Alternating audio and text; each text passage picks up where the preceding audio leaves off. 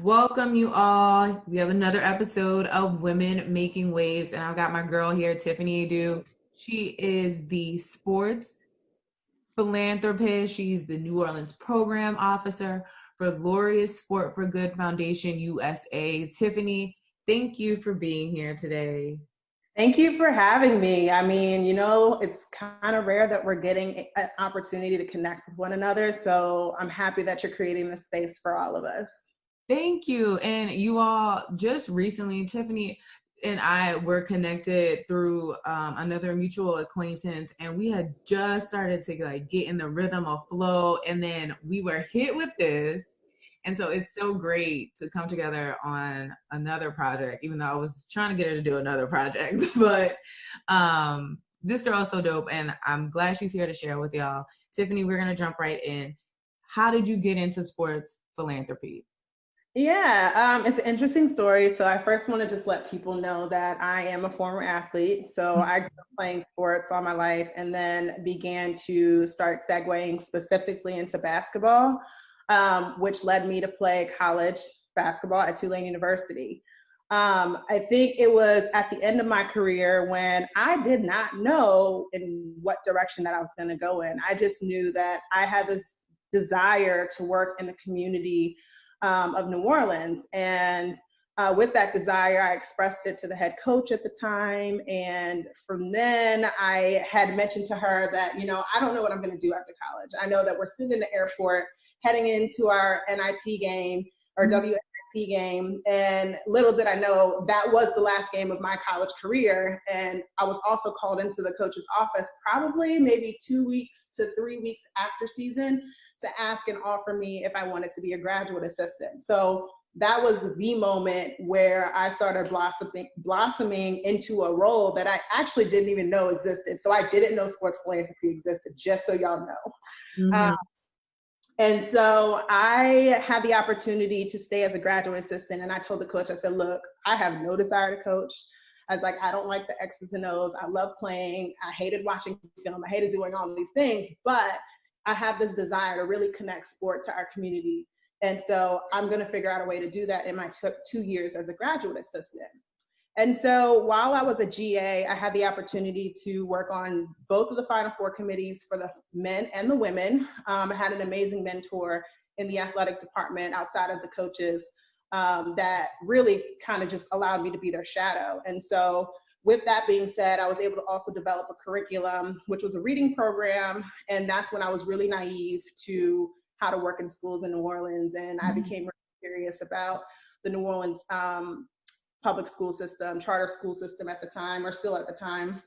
And so I learned a lot. And I started to integrate this idea that, sport can do a lot more than, create spaces for young people to play or even adults to play, and that there's a bigger picture at hand. So to keep a long story short, I finished out my career developing these curriculums, volunteering with the Final Four, building tons of connections, went and worked for Playworks for a year, which is a national organization that focuses on recess and the well-being of young people when they're out on the playground, and really trying to just bring recess back to the playground, because we all used to play when we went to. That was like the one thing we look forward to, right? Foursquare all day.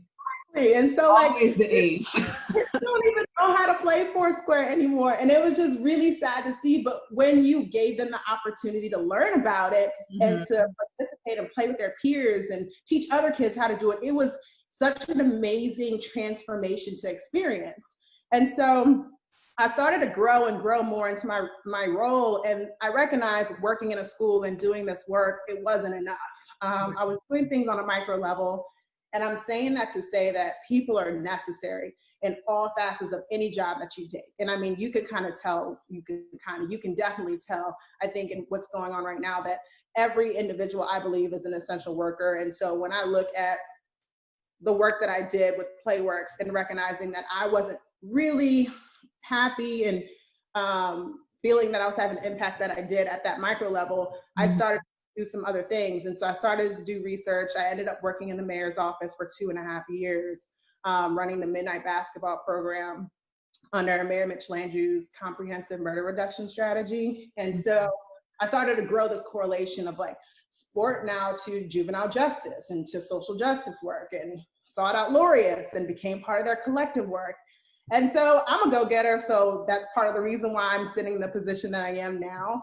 And so that's how I got into sports philanthropy and really learning what it is, which I can speak more to what sports philanthropy is as we go further into this conversation. But that's how I've landed in the position that I'm in now, which has been just this evolution of really being curious and leaning more into that passion, leaning more into that experience and that skill set that I have and that I've gained through sport, to share that with those around me.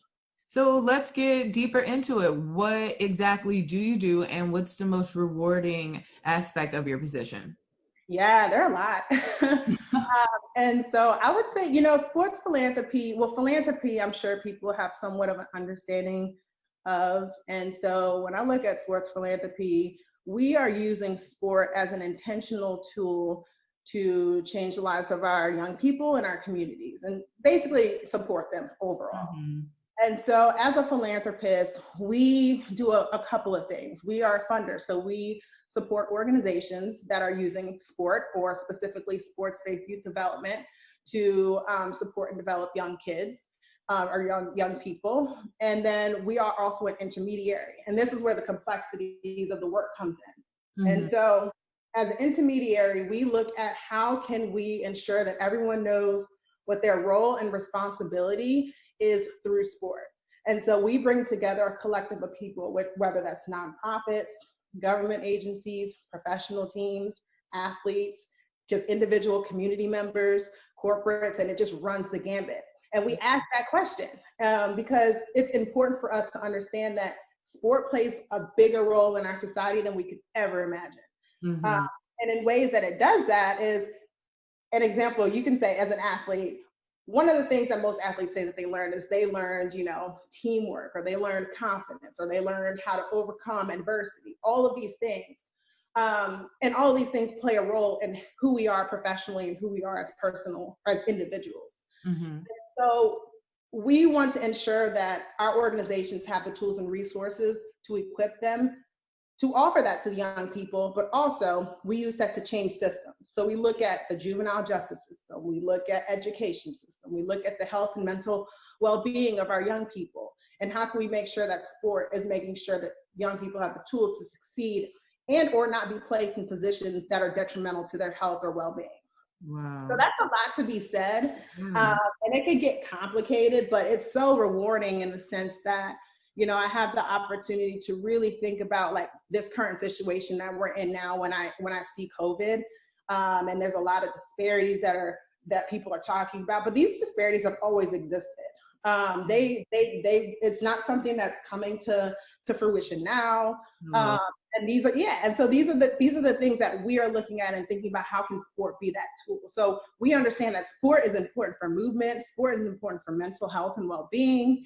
And so we need to make sure that, one, we're equipping our organizations with those proper tools to ensure that they can excel and succeed, but also recognize there's a lot of trauma. Like, we're all going through a whole lot of trauma right now. And there are people who've been reinvigorated with trauma that they probably never thought would come up again.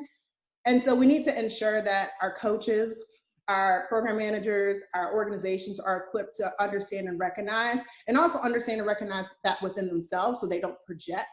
But be able to support and guide our young people through this process. So sport is ultimately pivotal right now. And so I just wanted to acknowledge that and say that what we're going through right now, we want to be able to leverage and use sport to be able to break down those barriers and challenges that we're experiencing. Yes, girl, you just said a lot. You're absolutely right. You don't realize like how people can be experiencing some traumas, and how sport is just so vast in itself, and the different ways we interact with it, how it helps us. And so to be kind of away from gyms and fields and parks really limits those. So I'm glad you said that. I want to take a moment to acknowledge people who may be dealing with that right now, because that's not something we would automatically just think about. Tiffany, what is one of your most memorable experiences or projects? I have worked with kids directly. I have had the opportunity to now work directly with organizations. Mm-hmm. Annually, I always look forward to, there are a couple of things. Annually, I always look forward to our day of sport, because this is an opportunity where all the work that we do as a community, and when I say this, Tiffany is not the face of this work. Tiffany has the honor and privilege to be able to lead, guide, and also just co-pilot and or be a backseat rider Mm-hmm. in this work that happens. So I'm working with a community of people when we do this work. And so I say this to say that this event that happens on an annual basis, which is typically in conjunction with the Saints, and so I say this because we have the opportunity to host our day of sport, and then we have the opportunity to engage our stakeholders in at the actual Saints game. And so the day of sport is this opportunity for young people to do a triathlon. So they get to experience several different types of sporting events, whether they're traditional or non-traditional. So it could be basketball, it could be baseball, but it could also be lacrosse, it could be golf, it could be tennis. And they have they can engage in things that they've never been able to engage in before, but also understand and recognize what are they learning from the experience of participating in this sport. Mm-hmm. And so it's just a beautiful thing to see, because the sound of the different sporting equipment being moved around and used in various different types of ways, and the kids having the opportunity to engage with one another, and they may not even know each other. So it's just a beautiful thing to see that connection happen with people they don't know. And so that's one. And then I think the second part of it is I love to be able to see a community feel empowered to do something on behalf of a vision that they've always had. And that comes from being able to uplift and provide resources and tools to inhibit that empowerment. So those are the two things I would say is the most rewarding piece of my work. And I also would say, last but not least, now I'm going on a tangent, is I think I personally have been able to really understand my own story through sport and my relationship to it. Wow. So that's probably a conversation for another time, but I do think that there's a lot of benefits and rewards that I get from working with Laureus. Yeah, that's perfect. That leads me into my next question. I know how what sports is. I mean, I feel like I am the position that I am in today, minus quarantine, because of sports. My passion for competition in general, basketball and volleyball, have literally just shaped my life, formed my friendship, continue to facilitate my meetings of people in life, and you need to get down with a sport. Look, like we're recruiting for sports. Get down with sports. But what's something that people overlook when it comes to sports and the importance of it, especially in your line of work? Yeah. Well, one, I want to say that's part of the reason how we met. Yes, definitely. And like from a while ago, we had to figure that part out. Yes, exactly. Like it goes way back. We played in all types of probably tournaments and games against each other and didn't even know it, and it comes full circle. So like that's the beauty of sport, is it always Exactly. but I think, to answer that question, I have, like, my parents are like, I have immigrant parents, and honestly I actually might have you ask that question one more time, because I'm like losing my train of thought of like Okay, girl. the power of sport. And so I just want to gather myself, so I'm going to probably kick it back to you to ask me one more time. I got you. Y'all, you see how we're working together? Everyone is going through quarantine brain right now. That's what I call it. And I literally have to have every note in front of me right now, because I don't know if I'm going or coming. But Hey, it's been a full work day for me. So, oh yeah, actually, you're right. She did say that. Sis is blessed and still working. Yeah, so y'all bear with me, please. Okay. What is something people overlook when it comes to sports or the importance of it, especially in your line of work? Yeah. So I'm going to answer this question, probably one from personal experience, is that sport is so powerful if you are able to understand your own story through it. Sport impacts people not only who are participant of it, but it impacts people who spectate. And that's the majority of the people in the world. Yeah. It touches everybody in some way, shape, or form.